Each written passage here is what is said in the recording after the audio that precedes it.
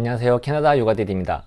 여러분들은 은퇴가 얼마나 남으셨나요? 제 구독자 중 대부분을 차지하는 35세에서 55세 사이의 분들이라면 이제 슬슬 은퇴를 준비하는 시간이 된 것 같습니다. 전 아직 은퇴가 멀었는데요 라고 생각하신다면 제 영상을 끝까지 시청해 주시면 감사하겠습니다. 최근까지 조기 은퇴 그리고 파이어족을 꿈꾸는 사람들이 참 많았는데요, 현재 전 세계적인 긴축의 여파로 올 여름까지 열풍이었던 파이어족도 이제는 조금씩 시들해져 가는 것 같습니다. 캐나다에서는 은퇴 이후에 얼마 정도의 생활비가 필요할까요? 아마 이 부분에 대해서 궁금한 분들이 많을 것이며, 이 생활비를 조금이나마 알 수 있다면 여러분들의 미래를 조금 더 슬기롭게 대비를 할 수 있을 것 같습니다. 은퇴 생활비는 크게 대도시에 거주하느냐 아니면 지방 도시에 거주하느냐, 그리고 융자가 없는 집이 있느냐 없느냐에 따라서 크게 달라집니다. 그리고 개인적인 소비 습관에 따라서도 많이 달라집니다. 그럼 우선은 저희가 숨쉬기만 해도 내야 되는 그 고정비에 대해서 한번 알아보겠습니다. 가장 큰 비용을 차지하는 것은 당연히 주거비인데요, 사실 이 주거비를 은퇴 전까지 어떻게 잘 계획해 왔느냐에 따라서 은퇴 이후의 삶이 결정된다고 해도 과언이 아닐 것 같습니다. 아시겠지만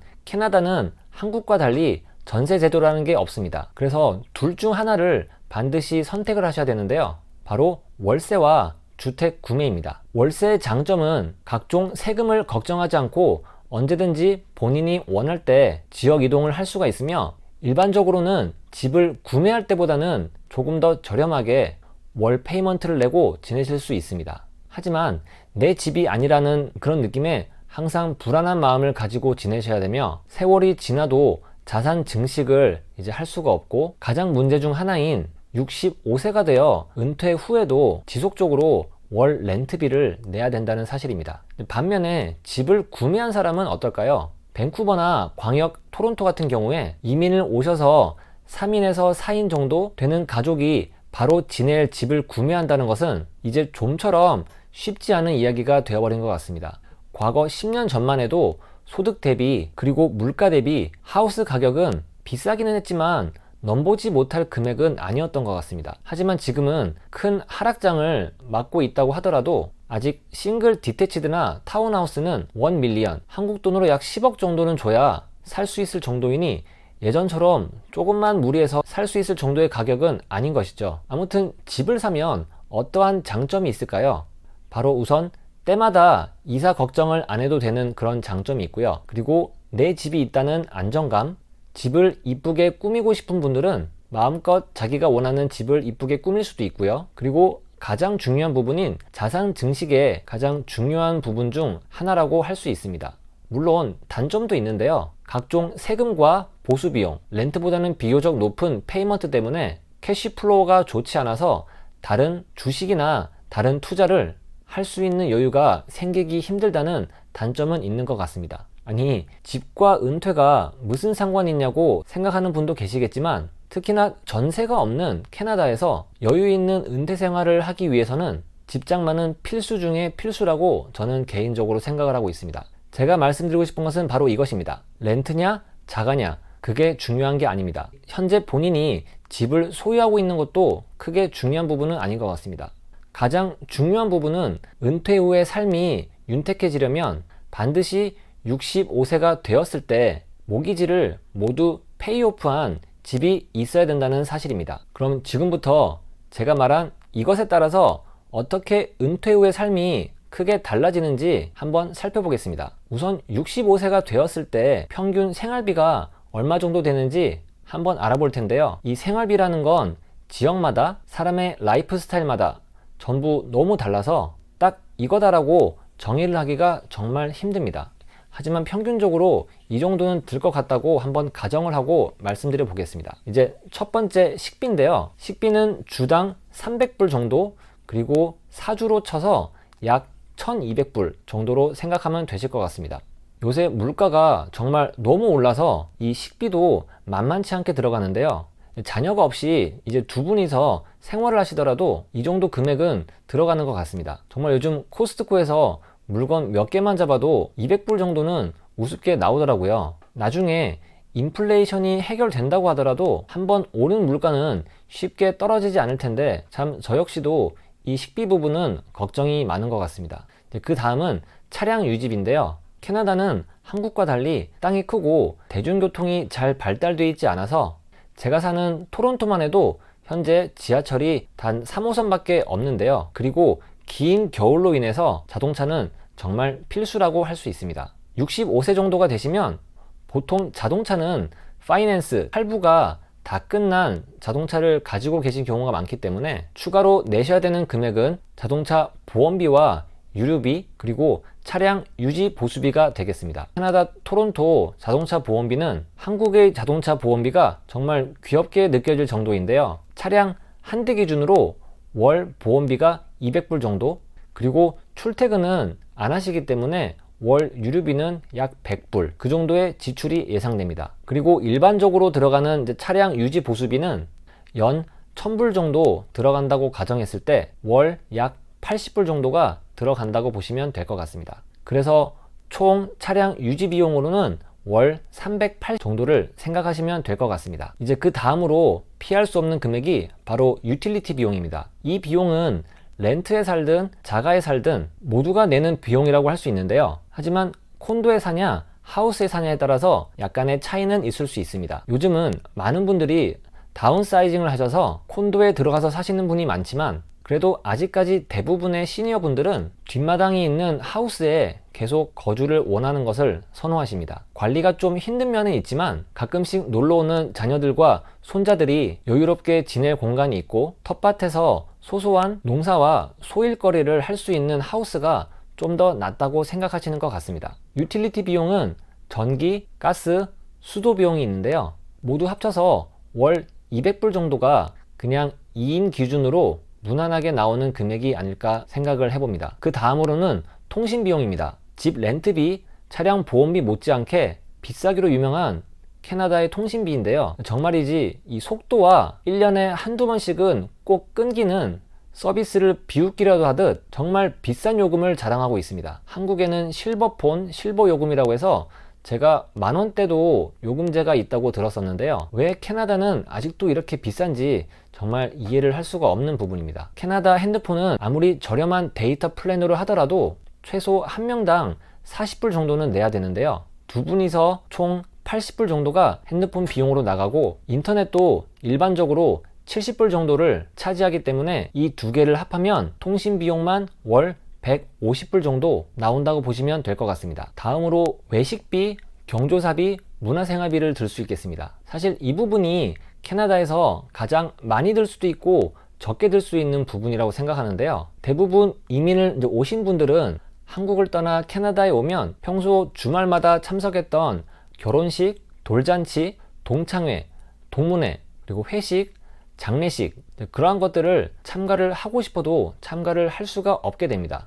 한국이라면 거의 격주마다 가고 싶든 가고 싶지 않든 명목상 가서 축의금, 부조금만 내고 오더라도 한 달에 10만원에서 30만원은 그냥 깨지기 마련인데 캐나다에서는 그런 금액이 나가는 경우가 많이 없습니다. 경조사비를 많이 안 낸다고 해서 다른 비용이 많이 안 나가는 건 또 아닌데요. 캐나다에까지 이민을 오셨는데 은퇴 후 노년에도 매일 집에서 밥을 해 드시고 동네 산책만 하고 이렇게 노년을 보내고 싶으신 분들은 아마도 아무도 안 계실 거라고 생각을 합니다. 제가 이게 나쁘다고 말씀을 드리는 건 아닌데요. 물론 이렇게 소소하게 평범하게 사는 것도 행복한 일일 수는 있습니다. 하지만 힘들게 캐나다에 이민을 하신 분들은 1년에 한 번 정도는 노년에 해외여행이나 크루즈 여행, 그리고 손자, 손녀들 용돈도 조금씩 챙겨주고 싶은 그런 여유를 가진 노년의 삶을 생각하시는 분들이 더 많을 거라고 생각을 합니다. 그리고 매년 한국에 갈 수는 없겠지만 1, 2년마다 한 번씩 고향인 한국에 갈 상황이 생기면 그 또한 큰 금액이 들어가는 것이고요.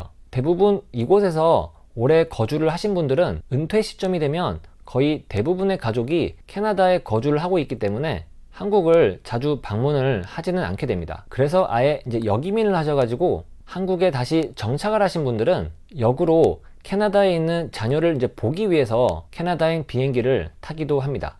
이제 이러한 비용들을 감안해 본다면 1년에 한국 방문 혹은 해외여행 비용으로 한 차례만 한다고 했을 때도 최소 5,000불 정도의 비용을 예상하시면 좋을 것 같습니다. 이 금액을 월로 나누어 보면 약 420불 정도가 여행 비행으로 노년의 지출이 예상이 됨을 알 수 있습니다. 그리고 마지막으로 외식비, 문화생활비를 들 수가 있는데요. 이 또한 개인의 성향에 따라서 많이 차이가 나겠지만 이곳 캐나다에서 오래 사신 한인 이민자분들은 검소하게 사시는 분들이 대부분일 거라고 생각을 합니다. 나라 자체의 분위기가 검소한 것도 있고 사실 딱히 남의 눈치를 잘 보고 살지 않는 그런 나라이기 때문에 이곳에 오래 사신 분들이라면 이곳의 문화에 익숙해져서 점점 더 그렇게 변해간다고 보시면 될 것 같습니다.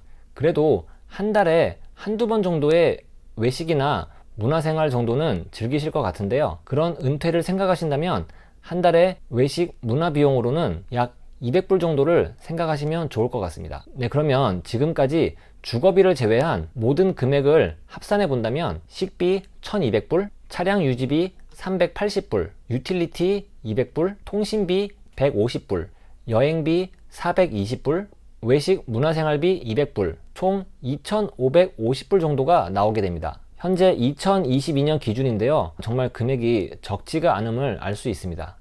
근데 문제는 지금부터 시작인데요. 제가 저번 영상에서 캐나다 은퇴자의 평균 연금 수령액이 부부 기준 약 2,500에서 1,000불 정도라고 말씀드렸는데 물론 더 받으시는 분도 있고 덜 받으신 분도 계실 겁니다. 하지만 보시다시피 주거 비용을 지금 제외를 했는데도 저 금액을 다 쓰고 나면 연금은 받아도 남는 게 없다고 보시면 되는데요. 만약에 집이 있으신 분들은 거기에 더해서 프로퍼티 텍스, 즉 재산세죠. 재산세와 집 레노베이션 혹은 유지 보수비를 더 추가적으로 내셔야 할 것이고 렌트에 사신다고 하시더라도 토론토 GTA에 사신다면 추가적으로 2,000불이 넘는 렌트 비용을 더 감당을 하셔야 되는 그런 결론이 나오게 됩니다. 즉 집이 있으신 분도 제가 말씀드린 것처럼 모기지가 페이오프가 되지 않더라도 나가는 금액이 상당하고 그리고 렌트를 계속 사시는 분들은 그 렌트비를 계속 지출해야 되는 부분이기 때문에 은퇴를 하신 후에도 연금 가지고는 생활이 풍족하지 않아 다시 일을 할 수밖에 없는 그런 상황으로 치닫게 되는 게 보통 현실인 것 같습니다. 여러분들은 어떠신가요? 여러분들은 저 추가되는 금액을 65세 은퇴 후에도 계속 낼 의향이 있으신가요? 아니면 65세가 넘으셔도 계속 일을 하면서 지내고 싶으신가요? 아마 대부분의 분들은 당연히 아닐 거라고 저는 생각을 하고 있습니다. 그 대답이 만약에 아니시라면 이 영상을 보시는 모든 분들은 이러한 은퇴 생활을 가능할 수 있도록 지금부터라도 각 가정의 은퇴 포트폴리오를 잘 만들어 보시는 게 정말 중요한 것 같습니다. 65세에 모기지가 없는 집을 가지려면 25년 모기지를 했다고 가정했을 때 최소 40세에는 집을 사서 65세 은퇴 전까지 계속 일을 해서 다 갚거나 혹은 다운사이징을 해서 조기 은퇴를 하는 방법도 생각해 볼 수가 있는데요.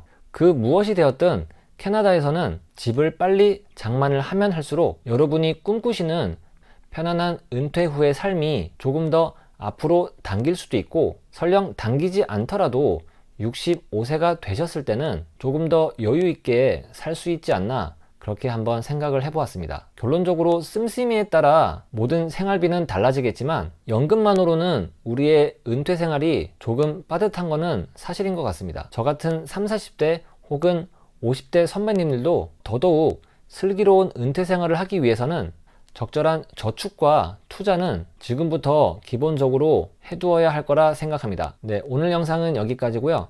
제 영상이 마음에 들었다면 구독과 좋아요 꼭 눌러주시면 감사하겠습니다. 그러면 다음 시간에 찾아뵙겠습니다. 감사합니다.